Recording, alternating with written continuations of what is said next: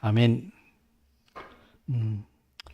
오늘 함께 나눌 하나님의 말씀은 토라 포션에서 창세기 18장 1절 말씀에서부터 22장까지의 말씀입니다.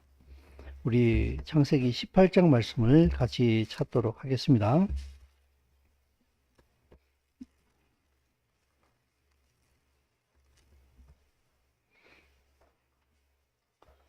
자, 18장 찾아놓고서 이제 우리 함께 이따가 말씀을 보도록 할 테니까 여러분, 우리가 운동을 하게 되면은 모든 운동의 가장 기본되는 게 무엇이 있을 수 있을까요? 모든 운동의 기본이다. 이거는 육상이죠, 그죠? 육상 가운데도 달리기. 모든 운동은 움직여야 되잖아, 그죠? 물론 뭐 요새는 보니까 그 스포츠를 해석하는 개념이 좀 달라져 가지고 바둑도 또 스포츠로 들어가긴 하더라고 보니까. 아무튼 모든 운동의 기본은 육상이에요. 달리기예요. 그럼 여러분, 공부의 기본은 무엇일까요? 공부에 하는데 가장 중요한 것. 머리가 좋아야 된다? 근데 공부를 해본 사람들은 그러더라고요. 끈기다. 그래서 공부는 엉덩이로 한다. 주구장창 의자에 붙어 앉아 있어야 된다. 이제 그런 얘기를 하던데 참 일리가 있어요. 사업을 할 때 그 사업을 성공시키려면은 가장 기본이 뭘까요? 머리가 좋아야 된다. 뭐 그것도 뭐 그런데 정작 사업을 일으킨 사람들의 얘기를 들어보게 되면은 가장 중요한 것은 성실이다. 기본을 따라서 하면은 성공하게 돼 있다. 물론 예외의 경우도 분명히 있긴 있어요. 그죠? 그렇게 얘기를 하는데, 나름대로 자기가 이제 어떤 분야에서 그래도 어느 정도 레벨의 이상까지 이루게 되면은, 나름대로 자기네들의 철학이 다 있어요.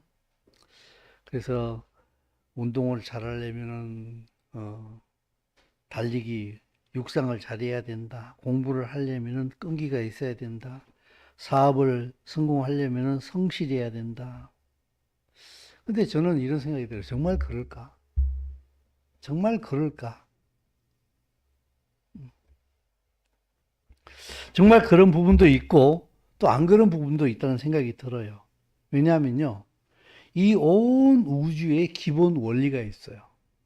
하나님께서 이 천지를 지으셨기 때문에 이 천지를 지으신 그 하나님께서 이 온 우주에 심어 놓으신, 그리고 이 온 우주 천지를 만드실 때에 그 우주 천지를 만드신 그 기본, 근본 동기가 있다고요.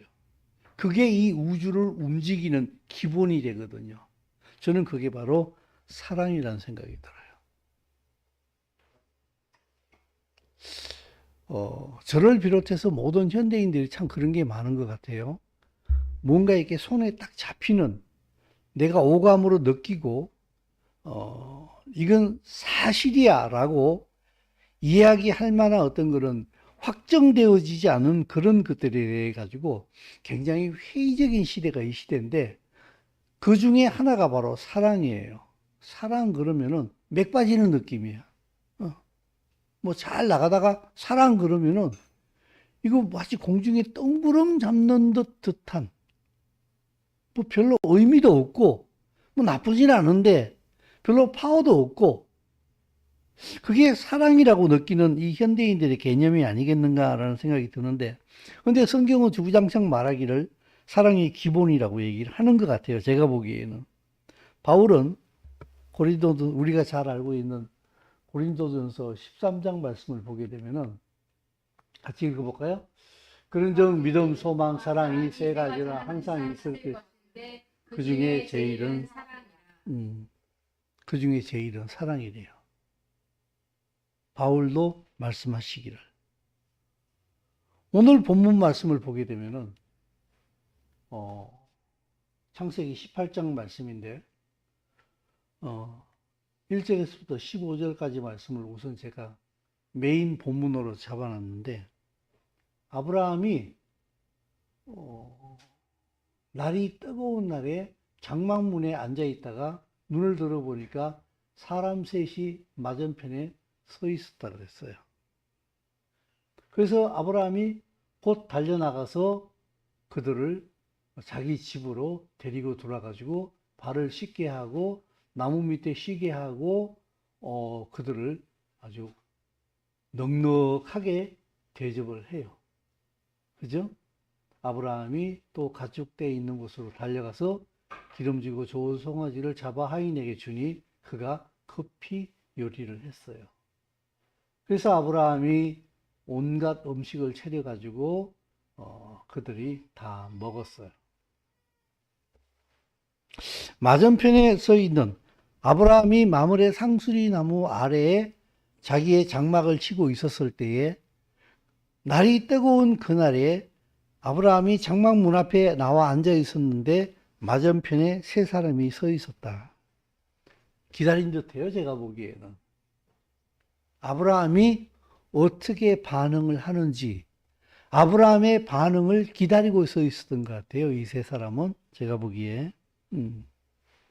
만약에 아브라함이 이때에 못 본 척 했다면 어땠을까? 물론 어떤 그 사실을 놓고서 가정을 하는 건 좀 그렇긴 합니다만, 만약에 아브라함이 못 본 척 했다면, 왜냐하면요, 우리가 지금 창세기 17장을 보고 있잖아요. 여러분 성경 한번 찾아보십시오. 성경 창세기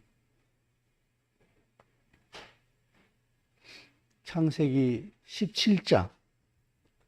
오늘 우리가 18장 보고 있는데 17장 27절 말씀 다 같이 읽습니다. 시작. 그 집의 모든 남자 곧 집에서 태어난 자와 돈으로 이방 사람에게서 사온 자가 다 그와 함께 아브라함이 하나님의 말씀을 따라서 자기가 돈으로 사온 이방 사람을 포함해 가지고 자기 집에 있는 모든 가족들이, 남자들은 전부 다 할례를 받은 상태에 있었어요. 근데 유대 전승에 따르게 되면은 이날 손님들을 대접하게 된 이 날이 아브라함이 할례를 받은 지 3일째 되는 날이라고 해요. 근데 여러분 3일째 되면은 제일 아프답니다. 이게 할례 받은 지 3일째가 지나면은. 그 증거가 무엇인가 하게 되면요, 그 나중에 나올 이야기이긴 합니다만은, 그 야곱이 바단 아람에 있다가 하나님의 말씀을 따라서 가나안 땅으로 다시 돌아오잖아요. 그때 세겜에서 딸 디나가 마실라 갔다가 세겜 족속의 그 하몰의 아들 세겜한테 강간당하잖아요. 그때 이 야곱의 가족들이 엄청나게 분노를 하게 되는데 어떻게 복수를 합니까? 결혼시켜 달라고 얘기를 하니까 세겜족 전부 모든 남자가 전부 다 할례를 받아라. 그러면은 결혼시켜 주겠다라고 해가지고 그 족속의 이 세겜이 굉장히 이게 좀 권위자였는가 봐. 아버지가 족장이었기 때문에. 하몰의 아들 세겜이었거든요. 그래서 이 족장의 입김에 의해 가지고 세겜족 전체가 할례를 받았어요. 3일째 되는 날 야곱의 아들 레위와 르우벤 해가지고 세겜족을 급습하잖아요. 그래서 모든 남자들 다 죽여버리잖아요. 전투력이 없을 때예요. 3일째가 제일 아픈 때니까, 움직이면. 그런데 아브라함은 3일째 되는 날에 기꺼이 손님을 대접하는 모습을 보게 됩니다. 이것을 놓고서 히브리서를 보게 되면은 히브리 기자가 이렇게 얘기를 해요. 다 같이 읽습니다. 형제 사랑하기를 계속하고 손님 대접하기를 잊지 말라. 이로써 부지 중에 천사들을 대접한 이들이 있었느니라. 저는 이 창세기의 본문을 읽으면서 아브라함이 이 사람들이 보통 사람들이 아니다라고 이렇게 뭔가 눈치를 챘을 것이라고 저는 생각을 해요. 제 생각에는. 그런데 이 히브리서를 쓴 이 히브리 기자는, 이 기자는 분명히 내가 보기에 유대인 같아요. 이 사람은 창세기를 알고 있었을 거 아니에요. 그죠? 근데 이 사람은 그걸 해석하기를 형제 사랑하기를 계속하고 손님 대접하기를 잊지 말아라. 이로써 알지 못하는 중에 갑자기 천사를 대접하는 사람들도 있었다. 이게 누굴까? 아브라함이에요. 이 사람이 얘기하고 있는 그 사람은. 그래서 이 일을 해석하는 그 유대인 히브리서 기자는 알지 못하는 가운데 천사를 대접한 사람도 있었다. 아브라함은 알지 못하고 그들을 대접했다. 근데 그들은 천사였고 그들이 바로 여호와 하나님이셨고 우리가 알기로는 바로 예수와를 대접한 일이 있었다. 이렇게 해석을 하고 있어요. 대접을 하고 있는데 갑자기요. 보십시오. 창세기 18장 말씀을 보게 되면 빨간 글씨를 한번 읽어봅시다. 시작. 아브라함이 엉긴 젖과 우유와 하인이 요리한 송아지를 가져다가 그들 앞에 차려놓고 나무 아래에 모셨으며 그들이 먹으니라. 그들이 아브라함에게 이르되 내 아내 사라가 어디 있느냐? 대답하되 장막에 있느니라. 그가 이르시되 내년 이맘때 내가 반드시 내게로 돌아오리니 내 아들 사라에게 있으리라 하니 사라가 그 뒤 장막문에서 돌아왔다. 자, 여러분, 한 상 가득히 차려줬어요.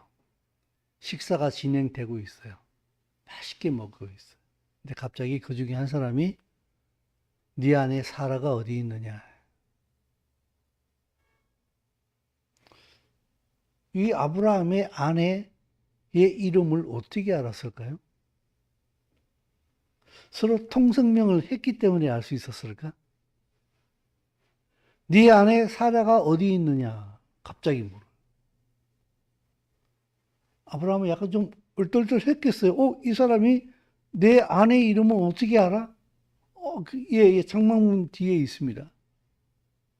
내년 이맘때에 그에게 아들이 있을 거다. 아니, 이 집에 자식이 없는 것도 어떻게 알았어?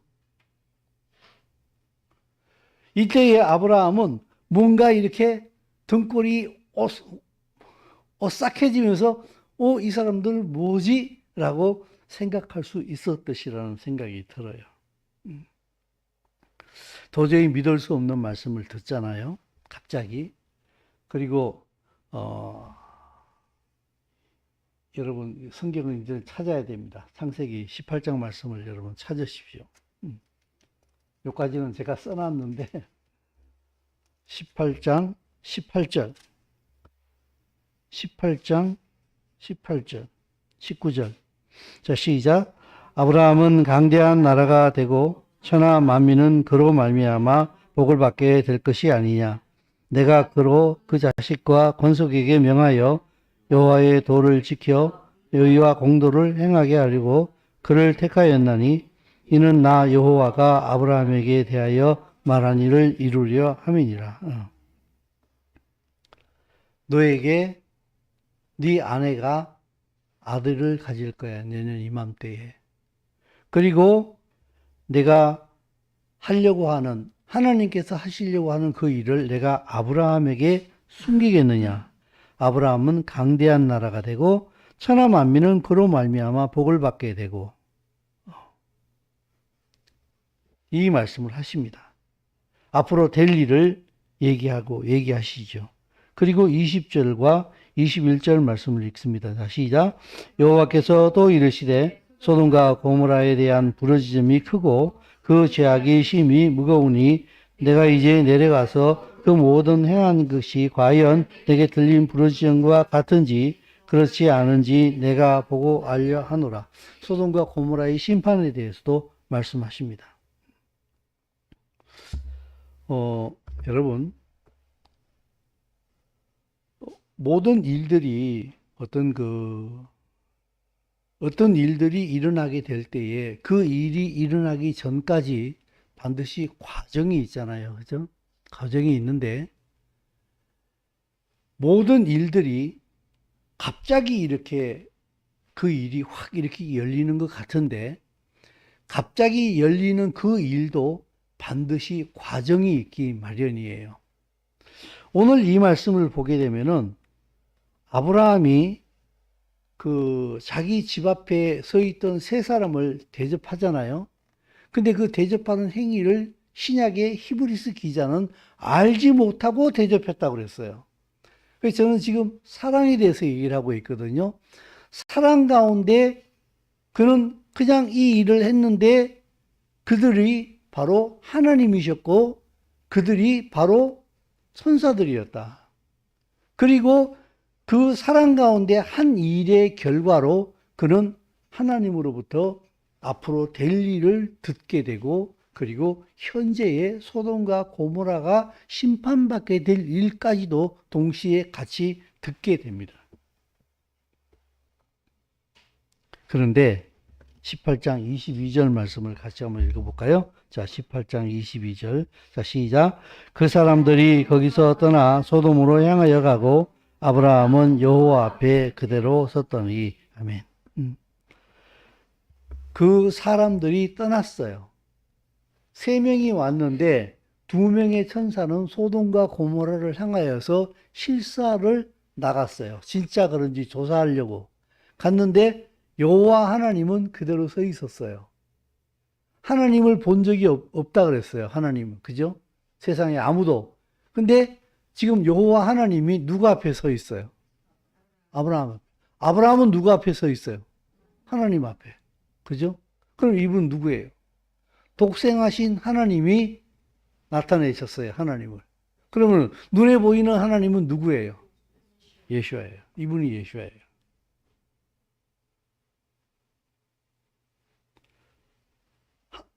예수와도 아브라함 앞에 서 있었고 아브라함도 예수 앞에 서 있어요. 마치 이거 뭔가 둘이 서로 뭔가 얘기를 기다리는 듯한 느낌이에요. 이때 아브라함이 소돔에 자기 조카 롯이 살고 있다는 걸 알기 때문에 그 성이 타락했다는 건 아브라함도 잘 알고 있잖아요. 그죠? 심판의 얘기를 들었어요. 그래서 아브라함이 말을 꺼냅니다. 의인을 악인과 함께 멸하려 하십니까? 하나님께서 난 그렇게는 안 한다. 의인 50명이 있으면 어떻게 하시겠습니까? 용호씨, 문 좀 열어주세요. 의인 50명이 있으면 어떻게 하겠습니까? 45명이 있으면은, 40명이면은, 30명이면은, 20명이면은, 10명이면은, 그 유명한 아브라함의 중보 기도가 쭉 얘기 나오잖아요. 근데 이 말씀을 보게 되면은 하나님께서 계속 응대해줘요. 10명만 있어도 내가 그 10명으로 인하여서 소돔성을 심판하지 않겠다. 여러분, 여기에서 하나님께 인정받은 의인의 중요성이 여기서 나타납니다. 아브라함이 계속 얘기를 하잖아요. 하나님은 계속 예수하는 그 얘기를 들으시고 성실하게 그 아브라함에게 말하고 있습니다. 내가 정말 예수와의 피로 거듭난 사람이라고 한다면은 우리 복음성가에 그런 노래도 그런 가사가 있잖아요. 우리의 신음에도 응답하신다 그러잖아요. 그죠? 그럼 우리의 기도에 얼마나 하나님께서 관심을 기울이고 계시겠는가? 이게 하나님의 한 사람의 중요한 바로 부분입니다.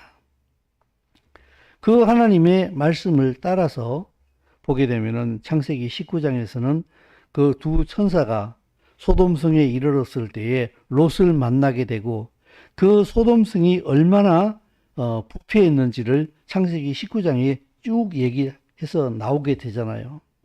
이때에 아브라함의 그 중보를 통하여서 하나님께서 롯과 그 가족은 소돔성에서 건져주시잖아요.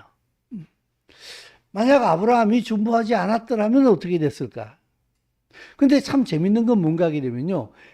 신약성경 베드로서에 가보게 되면은 롯도 의인이라고 얘기를 해요. 의인 롯이 소돔성에 있을 때에 그 성의 부패함 때문에 의인이 날마다 마음이 상했다 그래요.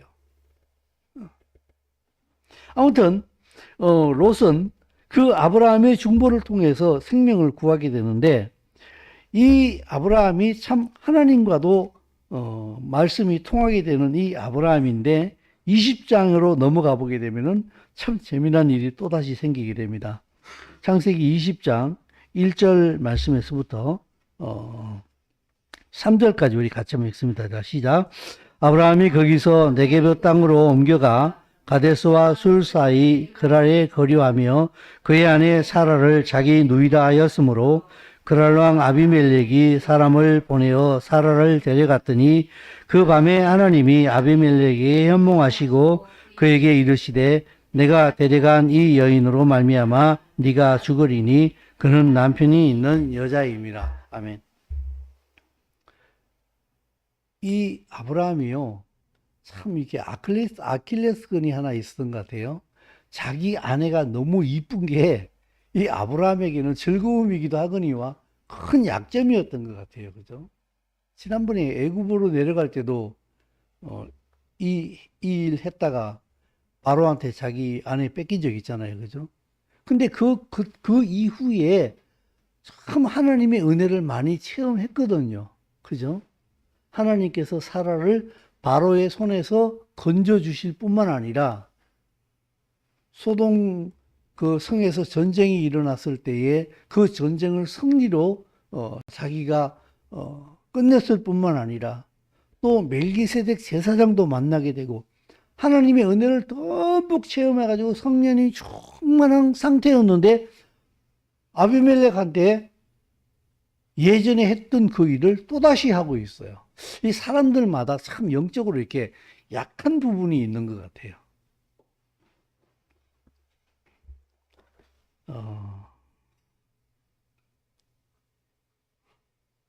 근데 하나님께서 또 이 일에 개입하시잖아요. 그죠? 그래서 아비멜렉의 손에서 그 아내 사라를 또 다시 한번 건져 주십니다. 우리의 연약함은요, 절대로 하나님 앞에 자랑은 아니에요. 그러나 하나님의 은혜는 자기를 사랑하는 자를 은혜로 그 약점을 덮으시는 줄로 믿습니다. 본인에게 하나님을 다시 보여주십니다. 아비멜렉에게 빼앗겨간 아내를 다시 찾아주심으로 무조건적으로 하나님의 은혜로 다시 찾아주세요. 아비멜렉은 이 일을 통하여서 아브라함이 믿는 하나님을 아비멜렉도 체험하게 됩니다. 우리의 연약함이 때로는 선교의 도구도 될 수도 있겠다라고 하는 아이러니한 생각을 한번 해보게 되는데 그러면서 창세기 21장으로 넘어가잖아요. 자, 창세기 21장 보게 되면은 같이 한번 읽어봅니다. 7절까지 같이 한번 읽습니다. 자, 시작. 여호와께서 말씀하신 대로 사라를 돌보셨고 여호와께서 말씀하신 대로 사라에게 행하셨으므로 사라가 임신하고 노년에 아브라함에게 아들을 낳으니 아브라함이 그에게 태어난 아들 사라가 자기의 아들을 이름하여 이삭이라. 그 아들 이삭이 난 지 8일 만에 그가 하나님이 명령하신 대로 할례를 행하였더라. 아브라함이 그의 아들 이삭이 그에게 태어날 때에 100세라. 사라가 이르되 하나님이 나를 웃게 하시니 듣는 자가 다 나와 함께 웃으리로다. 또 이르되 사라가 자식들을 젖먹이겠다고 누가 아브라함에게 말하였으리요마는 아브라함의 노경에 내가 아들을 낳았다 하니라. 아멘. 아브라함은 아비멜렉 앞에서 그의 연약함을 다시 한번 드러내면서 이 일에 대하여서 하나님을 신뢰하지 못하는 모습을 보여줬어요. 그런데 하나님께서 아브라함에게 하시려고 하는, 아브라함을 강대한 나라를 만들려고, 그리고 아브라함을 통하여서 천하 만민이 복을 받게 하시려고 하는 그 하나님의 언약은 아브라함의 연약함이 절대로 이 하나님의 모든 것을 멈추지 못하게 만들었어요. 하나님의 은혜로 아브라함의 연약함을 뛰어넘어서 그 일은 그대로 이루어져요. 그래서 21장 1절 말씀해 보게 되면은 여호와께서 말씀하신 대로 사라를 돌보셨고 여호와께서 말씀하신 대로 사라에게 행하셨다.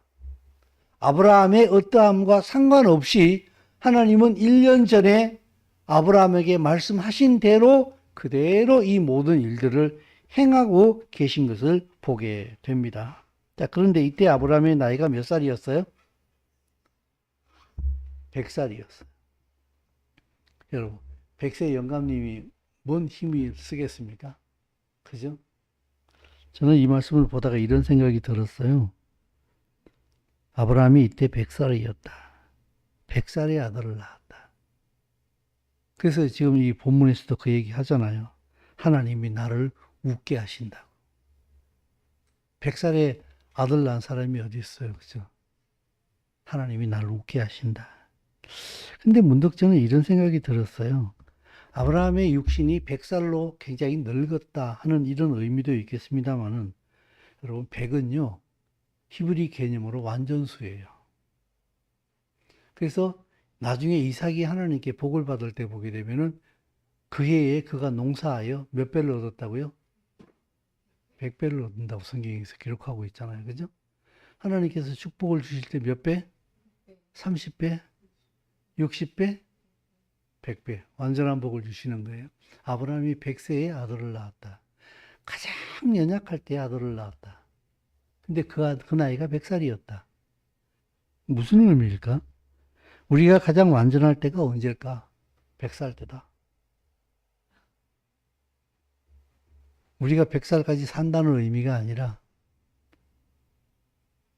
육신적으로 아무것도 기대할 수 없는 나이가 가장 완전한 때다. 육신적으로 나이가 100살이다. 내 육신적으로 힘도 못 쓰고 아무것도 기대할 게 없어, 나한테는. 근데 하나님께서는 그 나이에 아들을 낳게 하셔요. 100은 완전 숫자다? 내가 가장 연약할 때가 가장 강력할 때구나. 그러고 보게 되면요. 우리가 가장 완전한 때가 언젠가? 젊을 때였을까? 젊을 때일까? 성공했을 때일까? 돈 많을 때일까? 잘 나갈 때일까? 아니다. 오직 하나님만 의지할 수밖에 없을 때다. 그때가 가장 완전한 때다. 그래서 보게 되면요. 하나님께서는 이스라엘을 가장 사랑하시면서 이스라엘을 열방 아니고 이스라엘을 너무나 미워하는 나라들 사이에 딱 알바가 났어요. 지금 우리 전쟁을 하는 걸 보십시오. 지금 이스라엘이 뺑 둘러싸여 있잖아요. 그리고 이스라엘을 이 땅에서 지워버리는 게 목적이라고 얘기하고 있는 이란이 있잖아요.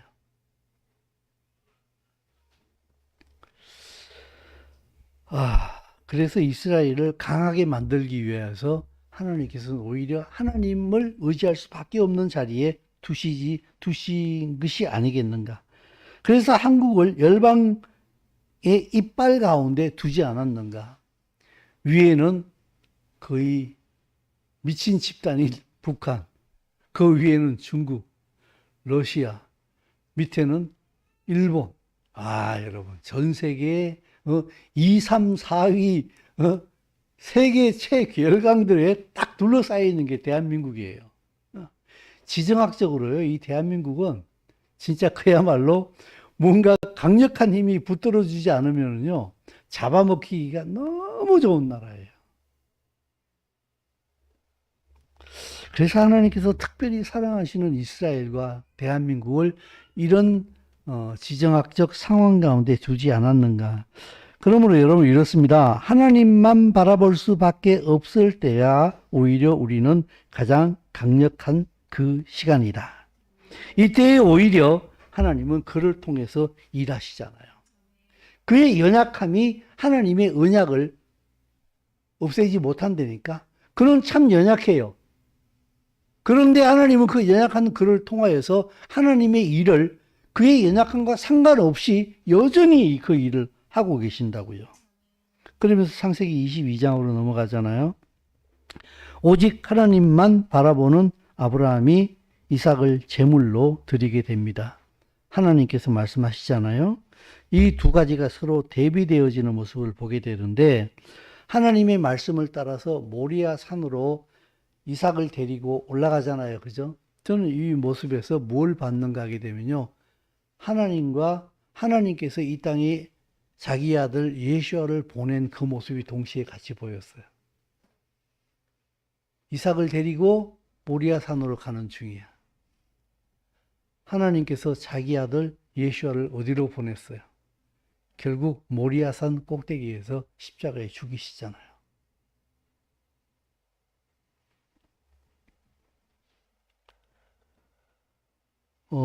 창세기 22장 3절 말씀을 같이 한번 읽어봅니다. 자, 시작. 아브라함이 아침에 일찍이 일어나 나귀의 안장을 지우고 두 종과 그의 아들 이삭을 데리고 번제에 쓸 나무를 쪼개어 가지고 떠나 아브라함이 자기에게 일러준 곳으로 가더니 4절 시작. 제3일에 아브라함이 눈을 들어 그것을 멀리서 본지라. 아멘. 여러분 무엇이 보입니까? 번제에 쓸 나무를 쪼개 가지고 이삭에게 짊어지어 가지고 갑니다. 십자가를 지고 가시는 예수와의 모습이 보입니까? 이 이삭을 통해서 앞서가는 아브라함, 자기 아들을 이 땅에 보내신 하나님의 마음이 보입니다. 아브라함의 마음속에. 그죠? 근데 4절 말씀에 제3일에 아브라함이 눈을 들어 그곳을 멀리서 바라본지라 그랬어요.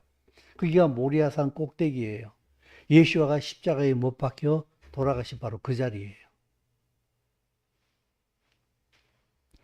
제3일에 아브라함이 멀리서 그곳을 바라본지라. 퀴즈.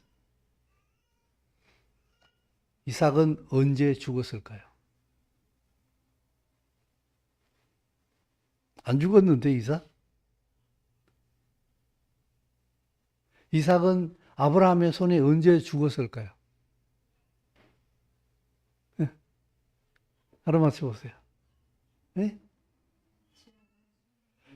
출발하는 날 죽었어요. 그렇잖아요? 물리적으로 이삭의 목이 날아가지 않았을 뿐이지 아브라함이 이삭을 데리고 가자 하고 그 집을 떠나나오는 그 순간에 이삭은 이미 하나님 앞에 죽은 목숨이에요. 아브라함은 이미 이삭을 바쳤어요. 그래서 제3일에 아브라함이 3일째 되는 날 눈을 들어 모리아산 꼭대기를 바라봤어요. 이삭은 이미 죽었다 그랬지요.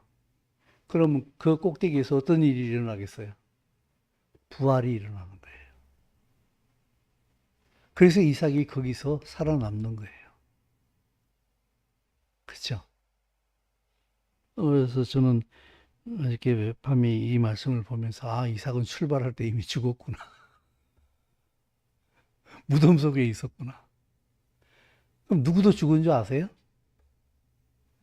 아브라함도 죽었어요, 이미. 여러분, 아들 죽여놓고서 지 손으로 죽이고 살 아버지가 어디 있어요? 아들 죽였으면은요, 아브라함도 이미 죽었어요. 이삭과 함께.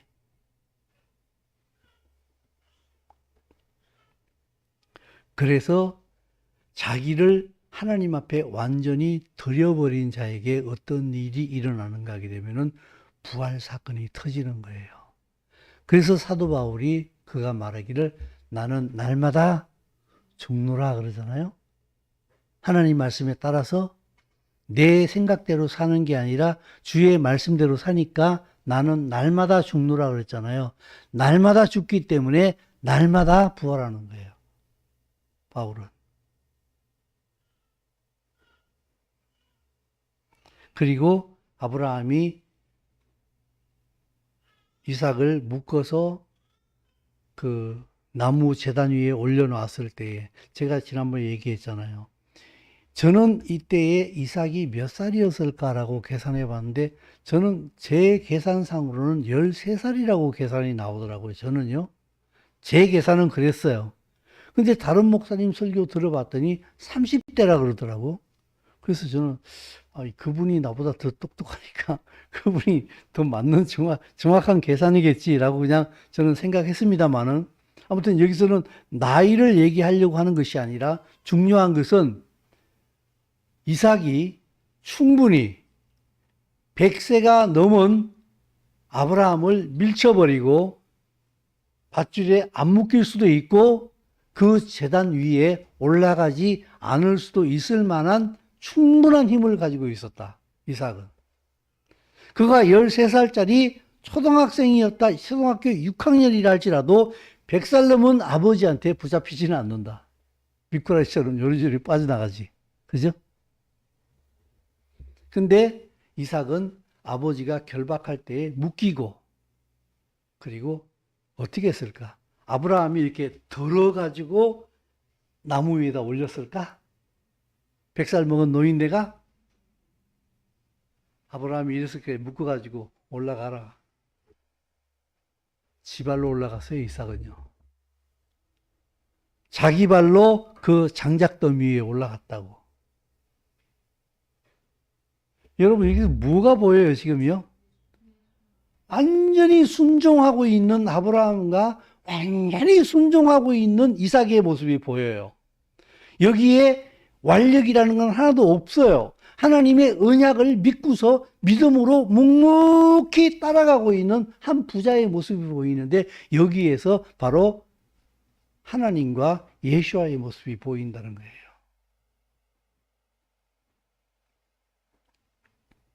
그리고 그 하나님의 말씀을 아브라함은 그대로 집행시킵니다. 그때에 하나님께서 스탑 하시면서 그 뒤에 순양을 예비해 두셨잖아요. 그죠? 그 순양이 바로 예수와 그리스도예요. 그 아브라함과 그 이삭의 믿음을 통하여서 어떤 언약이 이루어지는가 하게 되면은 이 땅에 너의 후손으로 말미암아 천하 만민이 복을 받게 될 것이라고 하는 그 어린 양 대신 예수와가 거기에서 이루어지게 되는 거예요. 사랑하는 성도 여러분, 우리가 세상 사람들이 보기에는 그렇게 위대한 사람처럼 보이지 않는다 할지라도 세상을 잊게 한 이 하나님의 말씀을 따라서 내가 살아가게 될 때에 하나님께서 보시는 나의 삶은 우주를 움직이는 자의 삶이 되는 겁니다. 자주 드리는 말씀처럼 창세기 12장에서 너는 너의 본토 친척 아비 집을 떠나라고 얘기했을 때에 그 말씀을 듣고서 순종하는 그 아브라함의 모습은 온 천하를 움직이고 있는 엄청난 이사예요. 그러지 않습니까, 여러분? 그러므로 믿음의 삶 위에 하나님의 말씀이 열려요. 하나님의 계시의 말씀이 열린다고요. 하나님의 뜻은 결국 하나님의 언약에 대하여서 온몸으로 온 삶으로 반응하는 자를 통하여서 이루어져요. 근데 그것은 지구 한편에 조용히 이루어져요. 근데 이 온 우주를 만드신 조물주의 시선이 어디에 가 있는가 하게 되면 오직 거기에 다가 있어요. 이 사람을 통하여서 하나님께서 하나님의 일을 이루실 것이기 때문에 그렇습니다. 이 자가 사랑으로 사는 자예요. 우리는 이스라엘을 안다고 얘기합니다. 그리고 우리는 우리 하나님의 언약을 마지막으로 이루고 살아가고 있는 원주민들이다. 한 세 사람이다. 이렇게 우리는 자부하고 있습니다. 대단한 것입니다. 그러나 사랑이 없으면 울리는 꽹과리입니다. 모든 진리는 사랑으로 증명되는 법입니다. 아무리 내가 어마어마한 진리를 가지고 있다 할지라도 그 진리를 진리되게 하는 하나님의 사랑으로 내 삶이 이루어지지 않는다고 하게 되면은 그냥 꽹과리예요. 여러분, 최고의 그 부자에게 요구되어지는 게 뭘까요? 세상이 요구하는 게. 저는 윤리의식이라는 생각이 들어요. 엄청난 돈을 가지고 있어요. 이 사람이 자기만을 위해서 살려고 돈을 굴리기 시작하면 어떻게 될 것 같아요? 세상의 경제는 다 망가져요. 세상을 한 방에 날려버릴 수 있는 폭탄을 만든 사람에게, 이 물리학자에게 가장 필요한 게 뭘까요? 뛰어난 도덕의식이에요. 사람을 사랑할 줄 아는 윤리의식이 없으면은 그 폭탄을 돈으로 팔아 넘긴다고 하게 되면 어떻게 되겠습니까? 테러 집단에게 그 폭탄의 지식을 팔아 넘긴다면 어떻게 되겠습니까? 돈 때문에. 마찬가지 원리예요. 우리가 하나님을 알고 있다.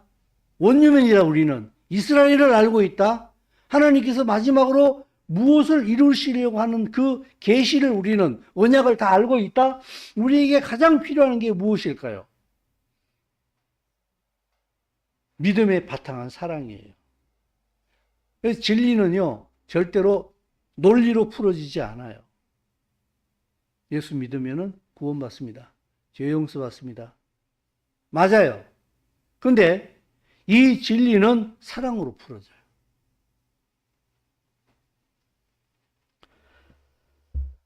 마태복음 25장 말씀을 한번 찾아보겠습니다.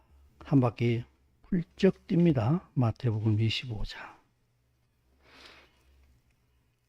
자주 말씀드리는 것인데 마태복음 25장 이 말씀에 보게 되면은 31절 말씀.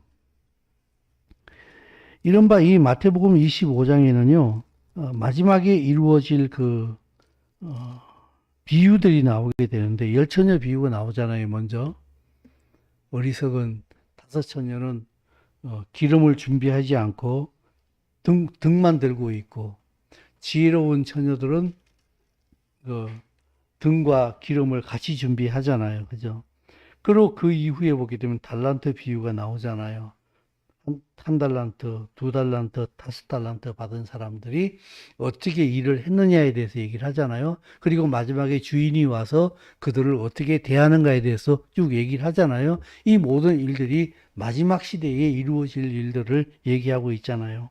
그리고 마지막에 31절 말씀에서부터 46절까지 보게 되면은 우리 31절에서부터 33절까지 우리 같이 한번 읽습니다. 다시 시작. 인자가 자기 영광으로 모든 천사와 함께 올 때에 보좌에 앉으리니 모든 민족을 그 앞에 모으고 각각 구분하기를 목자가 양과 염소를 구분하는 것 같이 하여 양은 그 오른편에 염소는 오른편에 두리라. 아멘. 여러분 보십시오. 이들이 구분할 때요, 잘 아시잖아요. 내가 병들었을 때에, 내가 감옥에 갇혔을 때에, 내가 굶주렸을 때에 내게 찾아왔느냐 안 찾아왔느냐. 하나님께서 마지막 심판 때에 이렇게 말합니다. 너희들은 내가 굶주렸을 때에 먹을 것을 주었고, 내가 헐벗었을 때에 옷을 입혀 주었고, 내가 감옥에 갇혔을 때에 나한테 면회 왔었고. 그래서 의인들이 말합니다. 언제 예수아가 그렇게 하신 일이 있었습니까? 지극히 작은 자에게 한 것이 바로 나한테 한 거야. 그러니까 너희들은 양이야, 오른편에 서. 이렇게 했어요. 근데 또 한 번 말씀하셨어요. 너희들은 내가 병들었을 때에 찾아오지 않았고, 내가 굶주렸을 때에 먹을 것을 주지 않았고 내가 감옥에 갇혔을 때에 면회 오지 않았고 이렇게 얘기하십니다. 언제 예수와가 병들었고 헐벗으셨으며 언제 감옥에 갇히셨나이까? 지극히 작은 자에게 안 한 게 나한테 안 한 거다. 너희들은 염소야. 왼편에 서 있어. 여러분, 오른편은요 생명이고 왼편은 죽음이에요. 근데 이것을 판가름하는 기준이 믿음이 있었니? 너 예수 믿었어 안 믿었어? 이 얘기 나옵니까 안 나옵니까? 너 사랑으로 했어 안 했어? 이 얘기 안 나오잖아요. 그죠? 근데 여기서 이렇게 판가름이 나요. 나를 어떻게 대접했느냐? 근데 내가 누구냐? 가장 지극히 작은 자였다. 가장 별 볼 일 없는 사람에게 네가 어떻게 했느냐? 그게 이스라엘이기도 하고 그게 가장 연약한 자이기도 해요. 실제로. 여러분, 우리 이런 게 있잖아요. 거기다가 투자를 하게 되면은 돈이 나오는 곳에는 사람들이 관심이 많아요. 예. 그래서요, 부자 옆에는 사람이 많이 꼬여요. 그래서 부자들이 착각을 해요. 자기가 굉장히 훌륭한 사람인 줄. 사람이 떠나지 않으니까. 자기가 돈이 많아가지고 돈 때문에 자기 옆에 사람이 있다는 사실을 모르고 자기가 굉장히 인격이 좋아서 사람들이 옆에 있는 줄 알아. 돈이 없는 사람은요, 사람이 안 꼬여. 떡고물이 안 떨어지니까. 그죠? 바로 100% 얘기는 아닌데 그 얘기랑 비슷한 얘기예요. 지극히 작은 한 사람에게 어떻게 하느냐는 내가 어떤 사람이 있느냐를 얘기하고 있는 거예요. 내가 예수를 믿는 사람이요. 내가 진리로 살아가는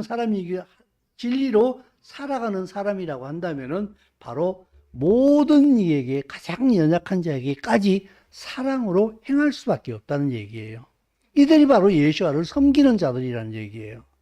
아브라함이 가장 할례를 받은 이후에 가장 힘든 그때에 3명의 손님을 기꺼이 대접하는 이 동기가 무엇이었는가? 히브리스 기자는 말하기를 형제 사랑하기를 계속하고 손님을 대접해라. 이로써 알지 못하는 가운데 천사를 대접한 사람도 있었다.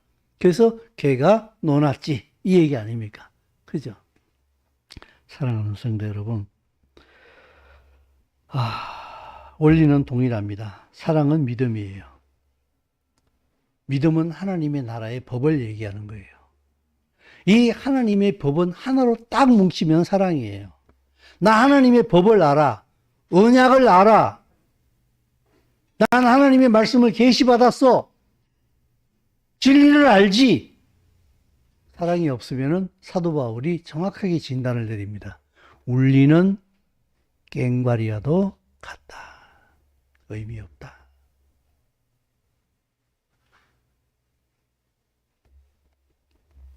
우리는 원유맨인 줄로 믿습니다. 맞습니까? 갑자기 이렇게 조용해집니까? 원유맨이 맞습니까? 그러면 당신은 내가 사랑으로 내가 원유맨임을 증명해야 됩니다. 그건 의무가 아니에요. 율법이 아니에요. 그냥 사라지는 거예요. 그렇게 사랑으로 진리를 풀어낼 줄 알아야 돼요. 그들에게 하나님께서는 그들의 사랑의 삶을 통해서 하나님의 일을 이루시고 함께 안식하게 되는 거예요. 한 유대 랍비는 이렇게 얘기했어요. 그 사랑을 베푸는 것을 놓고서 하나님의 임재를 체험하는 것보다 사랑을 베푸는 것이 더 위대한 것이다. 이렇게 얘기를 했습니다. 오늘 또 주어진 한 주간의 삶, 아브라함처럼 비록 할례를 받고 움직이기 어려운 시간에도 기꺼이 그 몸을 움직여서 대접하다가 천사를 대접하고 하나님의 말씀을 들은 것처럼 나에게 매이는 자들이 아니라 말씀에 매여서 사랑으로 살아가는 한 주간의 삶이 될 수 있기를 예수와의 이름으로 축복합니다. 기도하겠습니다. 이 진리를 알게 하시니 감사합니다. 예수와께서 이 땅에 우리에게 풀어주신 진리의 근본은 사랑인 줄로 믿습니다. 우리가 오직 믿음으로 예수와를 사랑함으로 그 예수와께 받은 사랑을 가장 작은 소자에게 풀어낼 수 있는 온전한 믿음의 삶을 살아갈 수 있도록 축복하여 주옵시고, 우리가 그렇게 움직일 때에 그곳에 하나님의 말씀이 우리를 통하여 더 크게 열리게 하시고, 아비멜렉에게조차도 아브라함을 통하여 하나님을 보여주셨던 것처럼 우리의 모든 걸 통하여 이 세상에 예수와를 선포하여 주시옵소서. 예수와 이름으로 기도드립니다.